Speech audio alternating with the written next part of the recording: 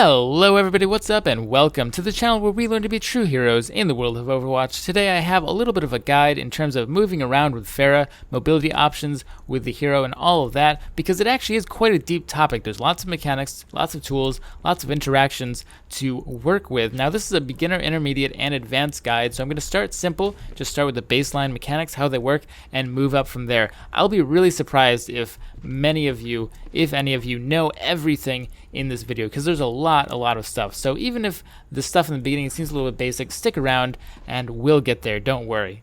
The first and most obvious mobility tool you have is your boost. Now this carries with it its own forward momentum that's equal to your walking speed, basically your own maximum forward momentum. So you don't actually need to hold forward. I'm not actually holding W right now and it's going forward for me. And holding W doesn't actually make it any better. You can see this is me making the same jump, holding W, absolutely no change. Because of this, you need to be careful whenever you're trying to boost up to angles like this, these sharp angles. You can't just hit the boost key because you'll go a little bit forward and hit the ceiling like that. You have to hold backwards so you go straight up. This also means that when you want to boost in a particular direction, you should always go and face that direction. You lose a lot of momentum, for example, if you want to go backwards and you boost going backwards. Instead, if you're facing this way and you want to boost backwards, you should always look back there and just kind of flick back so you get that momentum that comes with the boost. The next mobility tool that Pharah has is her fuel. It's pretty simple. You hold spacebar and it depletes a resource that lets you slowly hover in the air, slowly gaining altitude. You retain all momentum when you use your fuel. So for example here, I'm still going forward at the same speed that I would be if I was holding W, because I'm just maintaining my same momentum anyway. You don't need to continue to apply it. Now, if you don't play a lot of Pharah, or if you're not like me who spends hours alone in custom games, you'd be surprised to know just how far proper utilization of fuel can get you. So the wrong way to use fuel is to just hold the button down like that. You can see that we're gonna get to about, where do we get? Here. So that's still pretty far actually, that's not that bad, but we can do a lot better. Now most players know that you want to pump the fuel button. By the way, I'm not hitting forward, by the way, I'm not hitting W. This is all the momentum that is just carrying along with it. It's not actually faster to hit W, but most everybody knows that you pump the fuel button a little bit and you go significantly further like you just saw. I got there originally and now I got over there. But there's more to it. Because you gain your fuel meter back while you're boosting, you can actually use like half of it and then boost, get it all back, and now start using your fuel. And you can see that we get quite a bit further still. We can get over the fence. But anyway, Pharah has a third mobility tool, which is her Concussive Blast. It knocks you very slightly into the air with quite a bit of backwards momentum. If you just use it on the ground like this, you pop up a little bit, hit the ground, and stop, with going a little bit backwards by a small amount. The momentum actually goes for quite a distance though if it's not stopped by the ground, like you can see here. That was pretty far. If you combine this with your fuel, remember we talked about your fuel retains your momentum, you can go pretty far without even using your boost. And now you can use your boost, which refuels your fuel, and you can keep going. So you can see that just with some basic combination of these three tools, we can go quite a distance. But Pharah has a fourth tool, which is rocket jumping. It's pretty simple. You just point at the ground and launch a rocket while jumping, and you go up quite a distance. You can see I didn't even use any fuel or anything like that, and I went all the way up onto that platform.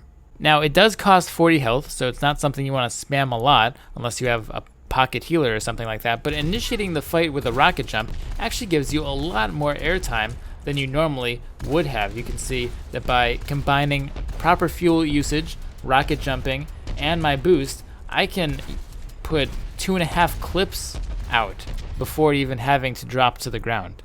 Combine all of this with Concussive Blast and you not only have vertical mobility, but you also have horizontal mobility.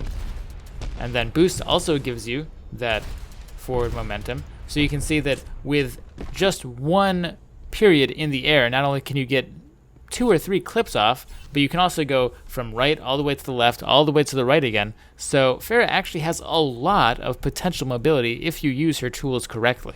The last little interaction I'm going to go over before we get to the fun part, which is all the cute little boosts and tricks you can do here on Dorado, is how roofs work, how any slanted surface works, those kind of out-of-boundish areas that you slide off of. So they actually maintain your momentum pretty well, so you can use a very minimal amount of fuel and stick onto these roofs. Like, I'm not using very much at all, and I'm staying here for a very, very long time. And this trick comes into play for several of the boosts here on Dorado. So this first one isn't really a trick because it's not practical. This is just me showing off Pharah's the raw distance you can cover with Pharah. So we're going to start by concussive boosting off, which is a pretty strong opening, and using our fuel until it's gone, refueling it with our boost, and you can see that we can make it all the way over to this roof. Now, just for perspective, to see where we came from over there. You can't even see it, like the stairs, all the way over there. That's insane. That's just a crazy distance. But moving right along to the ones that you can use in a game. So we're attacking, and there's two we can use right off the bat, one on the left, one on the right. So a lot of teams like to hold up here on that balcony, and sometimes there are people who stay up there maybe a little longer than they should. Now you can sneak up on them, take advantage of it, so you pretty much can't be seen up here. If we use our half bottle of fuel like we went over before and boost over this roof here, you can see that we get behind them. It's pretty much impossible. Like if they're looking down like this, they're not going to see you coming from that corner right there. So that's very effective, not very utilized by a lot of people. This next one might be better for maybe players in silver or gold, where sometimes teams can have trouble getting out of this initial area. The other team might be playing up on you really hard. You can come into this right entrance and, well, we're going to concussive boost off and stay underneath so no one can see you. You're underneath, you're pretty much undetectable. Boost up at this point, and now you are behind the enemy team if they're holding these buildings here in there. Maybe there's a Widowmaker who likes to sit up here, or a Hanzo or something, and you have a view of everything. A good flanking route that happens sometimes if you're playing against a good team, or there's maybe a good support on the other team who's really locking down this back flanking route, you can always come over here and use this one. And this one isn't very fancy, but you can see that you can easily get back, and as you meander around, you can go into this back entrance, and this one is impossible to see. No one's going to be looking back here for you, and especially if you have a pocket mercy, you can really do some serious damage, kill a couple of the supports, and even if they're being very vigilant and looking at that back area, you'll still catch them by surprise. Now for attacking the second checkpoint, we again have something on the left and something on the right. So this is a catwalk that people are pretty vigilant about usually.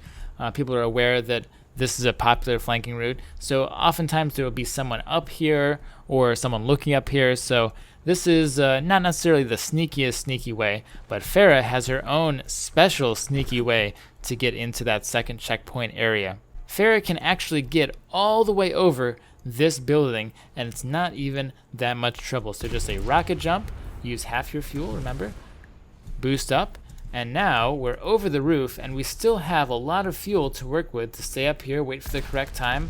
And if you look at it from their angle, they can't see you at all. This is way too sharp of an angle. They can't actually see you come over until you're all the way over and shooting at them. So this is a very, very sneaky angle that people pretty much don't even use on Dorado. So I don't think anyone is going to see that coming.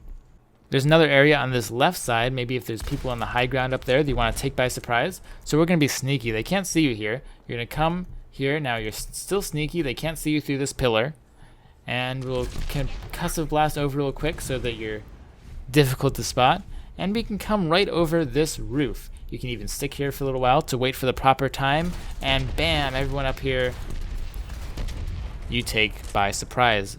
Again, kill some supports. It can be pretty good because people aren't looking back there. There's no way anyone's going to look back there. And again, it's a very underused angle. Pharahs don't really use that angle, so they're not going to be able to see you. And again, they can't see you there, but you're concussive blasting over. You're hidden by the palm tree, and it's pretty hard to catch you. It's pretty sneaky beaky like.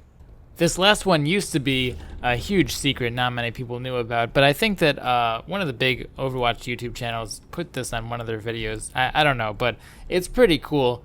And I still think that not a lot of people necessarily know about it. But basically, you get up here, and remember, we were talking about those slants, those kind of outer bounds roofy areas. And this one you can stay up on. Well, let me just refuel myself real quick.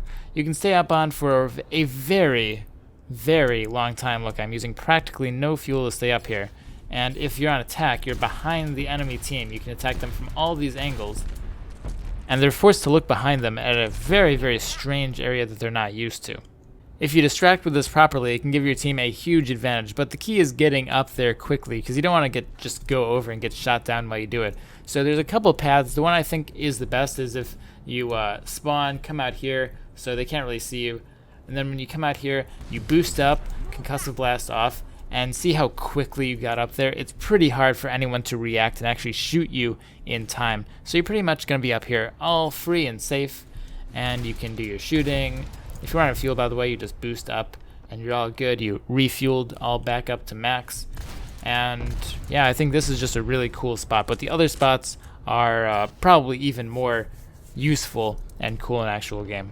So I hope you enjoyed, hope you learned something, maybe even had a little bit of fun. So good luck in solo queue and have a great day. Peace out, guys.